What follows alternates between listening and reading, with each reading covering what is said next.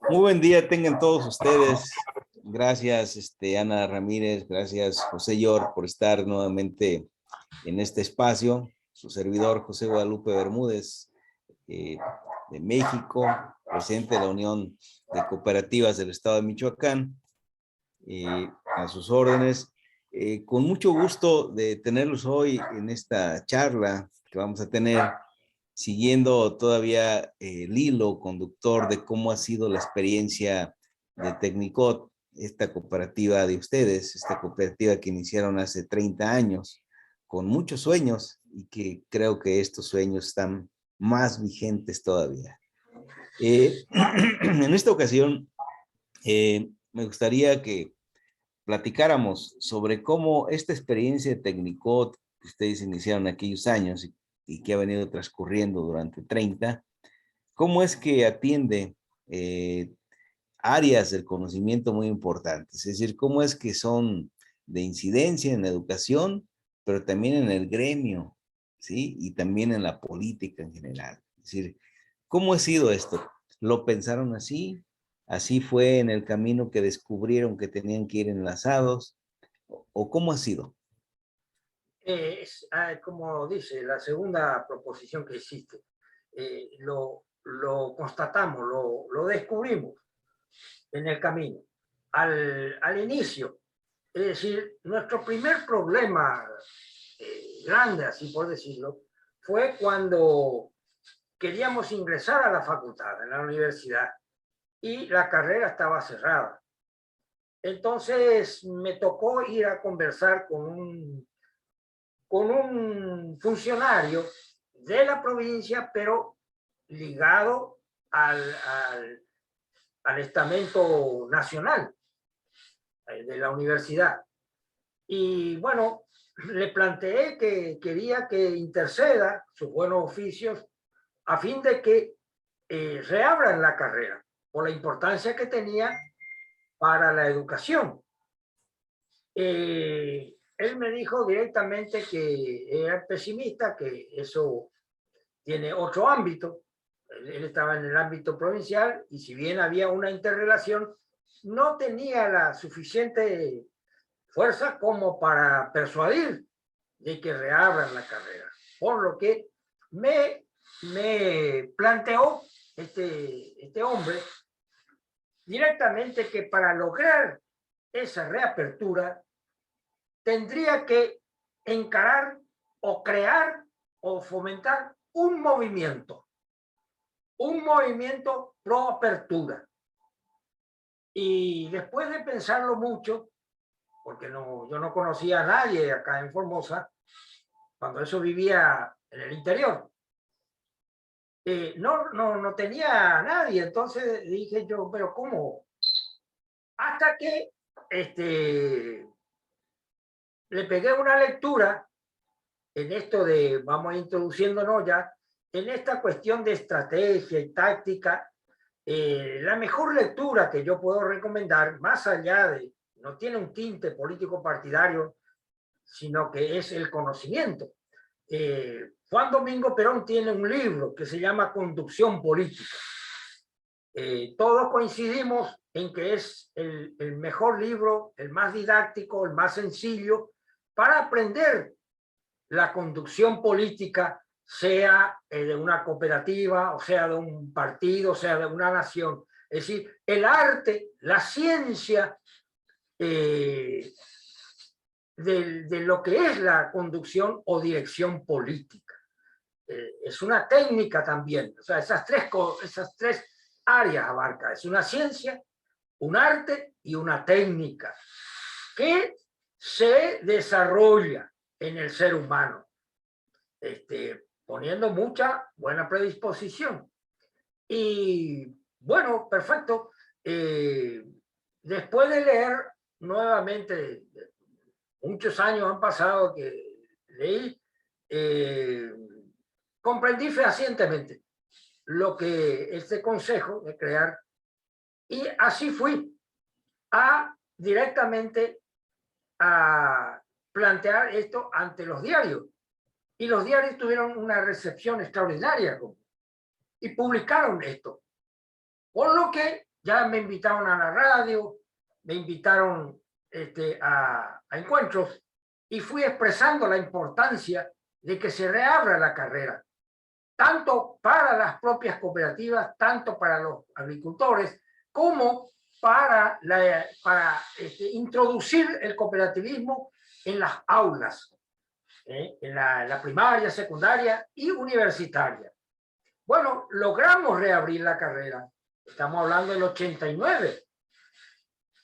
Y proseguimos entonces nuestros estudios y así avanzamos, nos recibimos y cada quien hizo un análisis real, concreto de la provincia de Formosa. Encontramos muchas dificultades para el desarrollo cooperativo. Teniendo en cuenta que nosotros, egresados técnicos, la incumbencia profesional tiene que ver con el desarrollo cooperativo. Nos faculta la incumbencia profesional a realizar planes y proyectos de desarrollo a nivel provincial, nacional. Otra es que actuemos como asesor o consultor de cooperativas y hasta del propio gobierno. Esas son nuestras incumbencias profesionales. Por lo tanto, nosotros veíamos muy difícil que pudiéramos, como cualquier profesional, abrir, digamos, sus estudios o en forma asociada y desarrollarlos. Eso era prácticamente imposible en ese momento, por lo que pensamos y propuse un tipo de esta cooperativa, pero en base a las necesidades concretas que presentaba la provincia de Formosa. Es decir, el reflejo de la necesidad, uno lo vuelca como proyecto. Ante tal necesidad, tal tipo de cooperativa. Al no tener una federación, una confederación que luche, represente y promueva el cooperativismo, yo propuse, y fue aceptado, este tipo de cooperativa para que cumpla esa función educativa, gremial y política cooperativa. Educativa, promover en las escuelas, en todos los ámbitos, la educación y la formación. Gremial, representación y defensa del profesional, es decir, el técnico y el licenciado en cooperativismo, pero también de los valores y principios cooperativos. Ahí está la función gremial de toda cooperativa y de todo cooperativista. Defender, representar, porque donde uno va, representa y defiende los valores y los principios. Y esa es una acción gremial. Y al mismo tiempo es una acción política, porque es una posición, porque uno promueve, tiene una actitud política en la sociedad y donde quiera que sea. Entonces, a mi criterio, la acción educativa, la acción gremial y la acción política es inherente al cooperativismo. Hola, Luis, ¿cómo estás? Bien, George, un saludo desde aquí, desde Chihuahua, México. Estuve ocupado la vez pasada en asuntos del cooperativismo y no, me fue imposible, mil disculpas por no participar, pero reitero mi interés en continuar y fortalecer este movimiento latinoamericano. Perfecto, un abrazo. Igualmente, señor, un abrazo, un saludo a todos los compañeros que están ahorita aquí presentes.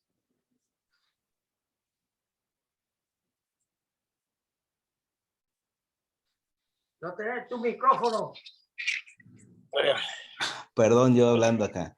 Gracias. Luis, te pongo al corriente de qué estamos trabajando. Sí, en este momento, fíjate que estamos justamente dialogando aquí con Ana, con José, en torno a la experiencia de sus cooperativas o su cooperativa, de cómo integran la parte educativa, la parte gremial y la parte política, ¿verdad? Sí. Se ha visto aquí que es necesario siempre trabajar en un aspecto de formación, es decir, que preparar a un formador de cooperativas, que ha sido una experiencia que hemos seguido también en México, buscando preparar a algunas gentes en diferentes puntos territoriales para que a su vez hagan lo propio, a su vez, ¿verdad?, en la conformación de cooperativas. Y bueno, en esta temática estamos y no sé si Ana quisiera ahí entrar también ahí sobre esa experiencia que también desde el ángulo de género, no sé cómo lo hayas vivido o haya sido significativo alguna experiencia en torno a esto.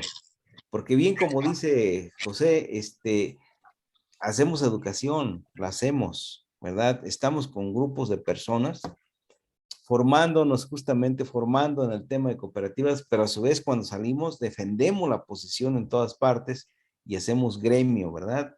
¿Sí? Y también tenemos opinión política, es decir, en todas partes vamos con esa camisa puesta, no es de que estamos hoy aquí y nos la ponemos para hablar de cooperativismo, me la quito porque yo soy otra persona, sino nos sigue, seguimos actuando y seguimos buscando que nuestra voz circule por todas las posibilidades, ¿no? Entonces, gracias, José. José Yor, y bueno, estaba preguntando si Ana quisiera participar al respecto. Y ahorita, Luis, ¿te parece bien, Luis? Hola Luis, ¿cómo estás? Un gusto tenerte con nosotros, ¿no? Este interesante foro que hemos creado, que tiene ya una incidencia muy fuerte por la promoción que hacemos de lo que es el cooperativismo. José había comentado hoy y él lo explicó cómo se integran las tres áreas, las tres banderas de técnico o los tres objetivos estratégicos de técnico que lo formulara y llevara a cabo José. En realidad todos sabemos, ¿verdad?, que eso es una cuestión didáctica, pedagógica incluso, esa separación de las tres banderas, porque en la realidad no podemos separar una cosa de la otra, porque todo es acción política cooperativa, tanto lo gremial como lo educativo. Lo dijo luego Aristóteles, el hombre es un animal político, y le sacamos lo político y ¿qué queda, verdad? Todo lo que hacemos tiene su incidencia política en el campo educativo, gremial y de las propias cooperativas. Nuestra trayectoria en todo este ambiente de Formosa, Latinoamérica, ahora con ustedes, incluso ahora que vamos para el Congo, todo eso es una acción política. La política institucional de Técnico, la política institucional del cooperativismo y también una acción educativa. Y gremial, porque estamos defendiendo, como bien lo dijo José, los intereses del cooperativismo, del movimiento cooperativo. Nuestra experiencia muy rica en lo que a nosotros nos compete, ¿no? Y en mi caso, muy difícil por ser mujer. No es fácil desenvolverse en un mundo de hombres, con concepciones ya traídas de años y años y años de décadas, y que nosotros la reproducimos. Es difícil, pero es muy, muy satisfactorio. Incluso cuando voy, nos invitabas, José, a colaborar contigo en la enseñanza, es una acción política y ya está, es un producto, a mi entender, ¿no?, de este foro educativo, político, cooperativo que estamos teniendo ahora. No sé, discúlpame, no sé si contesté tu pregunta, ¿no? Quedó algo sin contestar. Como me fui para la rama, me parece. No. Excelente. Sí, es la vinculación, el entrelazamiento de tres esferas muy importantes que no podíamos separarlas, ¿verdad? No sé, al respecto, Luis, ¿tú qué opinas? ¿Cómo es la formación de cooperativistas en México?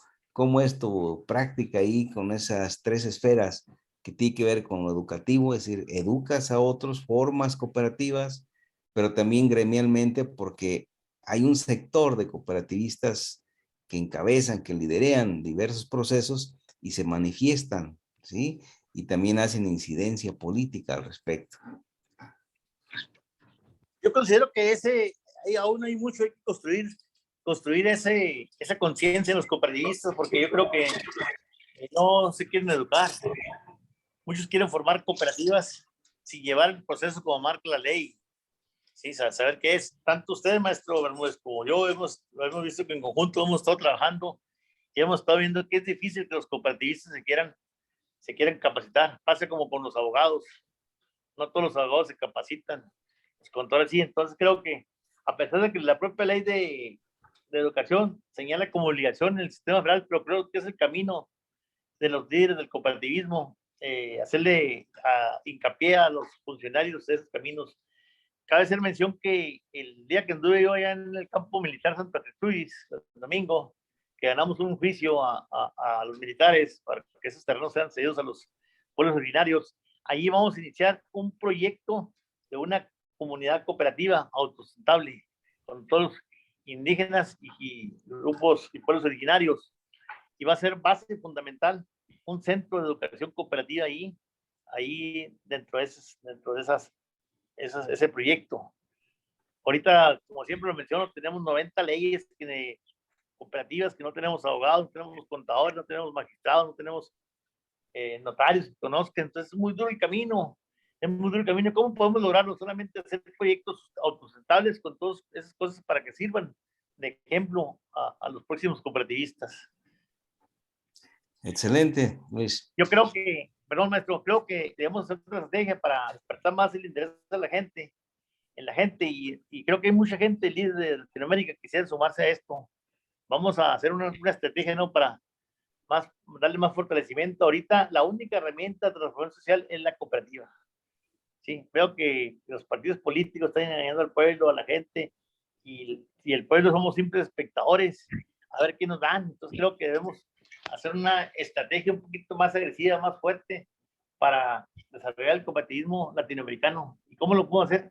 Así como esta plática, hacerlo en conjunto, que volteen a ver nuestros gobernantes hacia dónde vamos. Sí. Muy bien, Luis. Pues yo quisiera resaltar también algo importante que para quien nos está viendo, nos está escuchando, esta charla que tenemos en torno a esta relación de estas tres esferas. Decirles que Tecnicot, y en particular, bueno, Ana y José George, sí, hemos podido escuchar también a otros más de su cooperativa, pero en esta particularidad que quiero abordar tiene que ver mucho el tema político. Constantemente vemos que escriben, que publican en los medios de información, en las redes, ¿sí?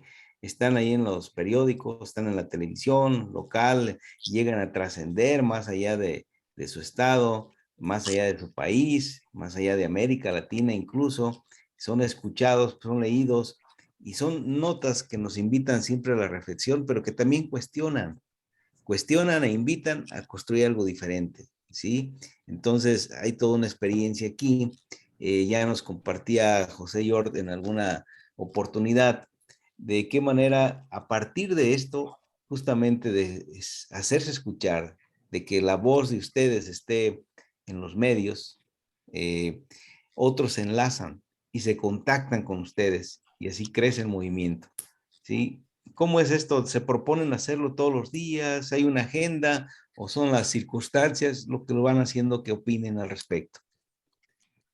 Yo voy a contestar un poquito esa pregunta, ¿no?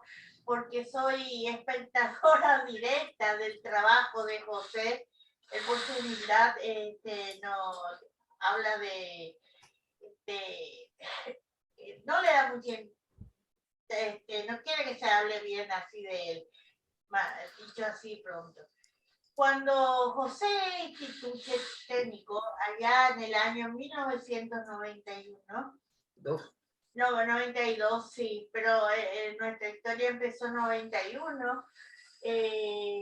Vinimos del interior a estudiar técnico en cooperativismo a través de una experiencia que tuvo José.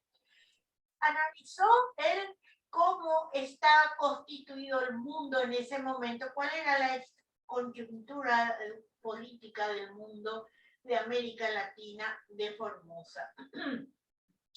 Como él bien lo dijo, vio que las banderas de la cooperación acá en nuestra provincia estaba caída, y lo levantó. Eso cuesta así en nuestra historia, publicado en la revista Idelcom, ¿no? Bueno, en ese mismo momento, cuando José sale de la Universidad Nacional de Formosa con una carpeta llena de documentaciones, había dicho un periodista, ¿no? Y se va e inicia su primera acción pensada y planificada. Acá no hay nada al azar, está todo planificado en el proyecto estratégico que en primera instancia estuvo en la mente de José York, ya dibujado, ya diseñado, que lo presentó en la Asamblea Constitutiva del Técnico y por supuesto fue aprobado por unanimidad. Ya estuvo todo planificado. ¿Dónde iba a estar nuestra fuerte? ¿Cómo íbamos a adquirir esa capacidad de negociación con los estamentos oficiales, con otras organizaciones de la sociedad? ¿Cómo iba a ser nuestro enfrentamiento, siendo que nosotros éramos poquitos, carentes de recursos económicos, porque sabemos que es lícito, ¿no? El periodismo te cobra por salir en los diarios, entonces, ¿cómo iba a ser eso? Entonces, todo eso ya estaba dibujado, ya estaba diseñado en la mente de José York. Como él siempre lo decía, en mi mente ya no cabía dudas, había que crear el movimiento cooperativo. Y el apoyo fundamental era la prensa, por su incidencia en la sociedad, ¿no? Entonces, tomó contacto con periodistas, con empresarios de periódicos locales acá, y le dijeron, sí, te vamos a apoyar, José, yo le digo, te vamos a apoyar tu causa, nos persuadiste de lo justo de la lucha que vas a iniciar con tu equipo, te vamos a ayudar, pero así también te decimos algo. El pueblo ya está cansado de los políticos que prometen cada elección y que luego no cumplen y se olvidan. Ya no se cree en las instituciones, ya no se cree en el partidismo, pero te vamos a apoyar. Pero así también, José, si vos te vendés, mejor te vas de la provincia.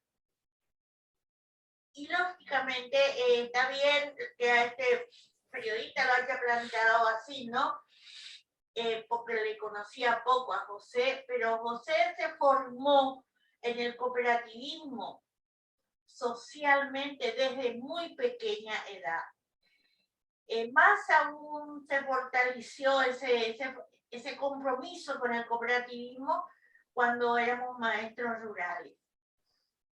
Entonces eso no había peligro. Su fortaleza ideológica ya estaba reprobada, no tenía ningún tipo de fisuras. Ese plan estratégico que lo armó José York, lo armó en base a esas tres banderas: lo gremial, lo político, cooperativo y lo educativo. Separadamente eso, compañeros, lo político presentó numerosos proyectos de interés acá en la legislatura provincial, nacional. En lo educativo hemos elaborado muchas cartillas de educación a distancia, virtual, medios de comunicación, programas de radio, algunos ya están televisados, por supuesto, otros están en el canal de YouTube. Para todo ese trabajo que ya lo tenía él orquestado y que nosotros acompañamos muchas veces con nuestras idas y venidas, él lo volcaba a escrito. Y es así, José, como vos decís, Los escritos de José son bastante duros porque analiza la realidad tal cual lo es, a la luz de lo que es la doctrina cooperativa. Pero no quedan solamente ahí en análisis, sino propone cambios para mejorar esa realidad. Su jornada de trabajo comienza desde que él se levanta a las 7 de la mañana, leyendo, estudiando, escribiendo y volcando al mundo todo eso que él va a aprender en forma de política cooperativa, de educativa y de gremial. Unificar los tres elementos o las tres banderas estratégicas. ¿Hasta qué hora? Generan hasta la hora del almuerzo, se toma un breve descanso a las 2 de la tarde, nuevamente sentado en la computadora estudiando, escribiendo y analizando la situación. A ver, ¿qué necesita el pueblo? ¿Qué necesita la cooperativa? ¿Cómo volcar todo ese saber para el beneficio del mundo? Y hoy justamente vos estás hablando de cobrar, ¿no? Ningún periodista nos paga, ni nosotros pagamos por tener esta gran incidencia económica. La fuerza de José Yor está en su moral cooperativa. Entonces, termina su trabajo a las 9 de la noche, no sé, cuando yo lo llamo para cenar, porque ya realmente tanto estar sentado estudiando, revisando, analizando todo, ya es hora de que descanse. Pero no descansa, sigue pensando, sigue analizando, sigue viendo qué es lo que se hizo mal, qué se hizo bien, y cómo poder revertir esa situación, ¿no? Un elemento muy, muy importante de eso es que muchas personas dicen que José es muy duro, muchas veces en sus comentarios, en sus líneas, pero les aseguro que es mucho más duro y mucho más exigente con él mismo. La palabra de José Yor vale porque está precedido de una moral y una fortaleza ideológica inquebrantable. Muy bien. Muy bien, muy bien, muy inspirador, ¿eh? Muy inspirador, José. En varios momentos esa pasión nos la contagia, ¿no? Hace un momento nos decía justamente que el pensamiento estratégico tiene su razón de ser en un intento o un esfuerzo organizativo de cooperativas. Y eso, vaya, es algo que es como jalar para centrar la atención. No te pierdas. Vamos con un pensamiento estratégico, ¿verdad? Pues muchísimas gracias. No sé, José Yor, ¿tú quisieras comentar algo al respecto de este vínculo, esta sincronización de las tres esferas, ¿no? Claro, un aspecto técnico de la conducción. El ambiente nos absorbe y muchas veces nosotros replicamos lo que vemos de otras organizaciones de tipo capitalista, ¿no es cierto? Cuando que nosotros tenemos nuestra propia identidad, nuestros propios objetivos. El cooperativismo surge como reacción contra el capitalismo incipiente industrial.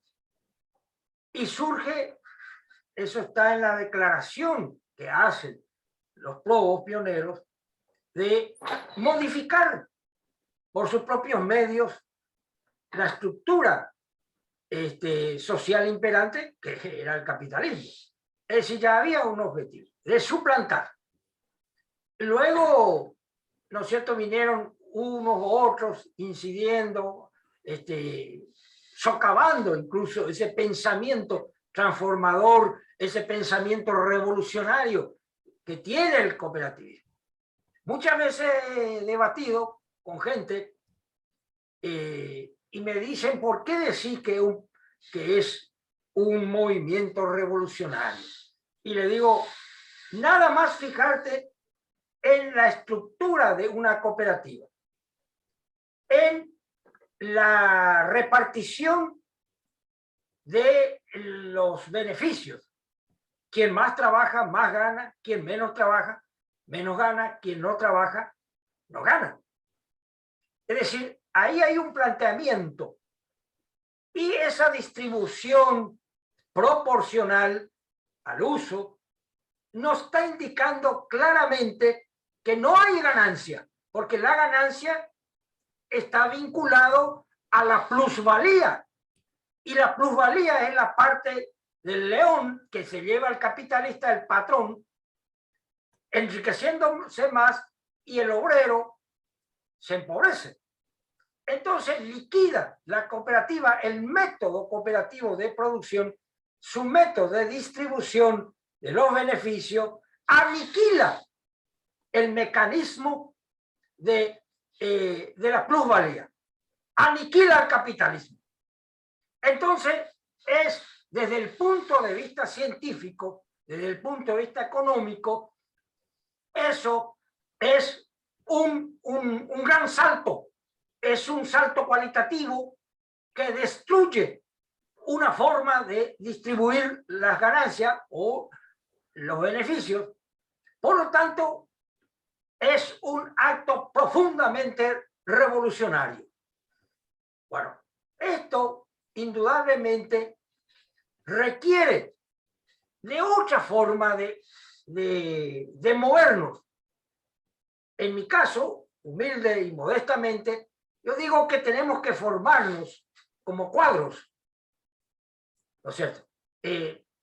Inspirados, esto vuelvo a repetir, en las enseñanzas de Juan Domingo Perón y en las enseñanzas que este gran cooperativista colombiano, Mario Londoño, en su libro El Estado y las cooperativas, llama a reflexionar al movimiento cooperativo y dice él que el movimiento cooperativo está obligado a hacer acción política y que tiene que tener cabeza, brazos, piernas, todo, al igual que cualquier movimiento, y preparar a sus cuadros. Estos cuadros, por cuestiones técnicas y por cuestiones operativas en el sentido de la formación, tenemos que prepararnos como cuadros dirigenciales, es decir, cuadros estratégicos, y luego los cuadros tácticos para las diferentes operaciones que realizamos cotidianamente. Por ejemplo, ahí tenemos, ¿no es cierto?, en los tres aspectos que, como bien dijo Ana, muchas veces no se puede diferenciar, pero al efecto del estudio, del análisis que estamos realizando, lo dividimos. O sea, ¿cómo sabemos cuándo estamos enseñando, cuándo estamos aprendiendo, cuándo hacemos acción gremial, cuándo hacemos política? Entonces, nada más que al efecto didáctico lo dividimos. Pero vamos avanzando. Por ejemplo, ¿cuál es la ventaja o cuál es la practicidad de dividir en tres banderas o en tres ámbitos el accionar de técnico, en este caso? Pero que cuadra a cualquier cooperativa. Cuadra a cualquier cooperativa, lo repito. Por ejemplo, educativa, gremial y política. Entonces, el cuadro o el asociado que quiere avanzar en esto y se forma como cuadro, tiene una directiva. Entonces se pregunta él o ella, se pregunta, ¿qué tengo que hacer hoy en lo educativo? ¿Qué tengo que hacer hoy en lo gremial? ¿Qué tengo que hacer hoy en lo político? Y escribe y hace su propio plan diario o semanal, y lo ejecuta, lo operativiza. Entonces tiene una estructura mental diferente. ¿Por qué? Porque tiene una mentalidad estratégica. Entonces esos cuadros